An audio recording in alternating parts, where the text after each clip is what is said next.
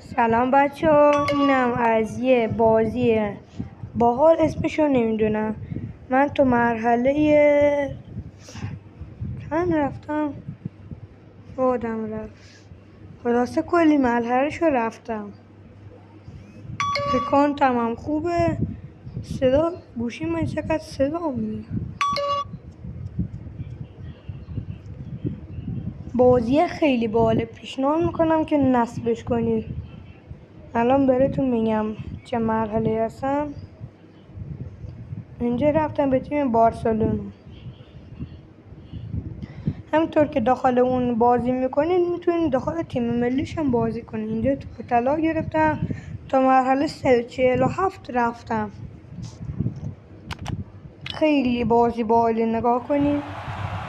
اینجا بازی شروع میشه با داورا این داخل. اینجا ما پاسو میدیم، این لازم برای این سیاپوس میبینم که پاسو داوره میدیم. هرچی بزنیم ستاره بیشتر امتیاز کسب میکنین. مثل اکانت میشه، اکانت و فروخت. اینجا پاس میدیم، شماره 7 میزنیم داخل گل. اینجا پاس میدیم، اگه مثلا من میزنم رو کسی که ستاره داره، من امتیاز کسب میکنم. چه امتیاز بیشتر کسب کنی یا ستاره کسب کنی بهتره.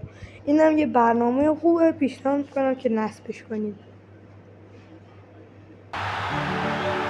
اینم از مرحله 48 که با موفقیت انجام دادیم. یه دیگه من کار دارم، نمیتونم نقشه انجام بدم. فالو کنید. خداحافظ.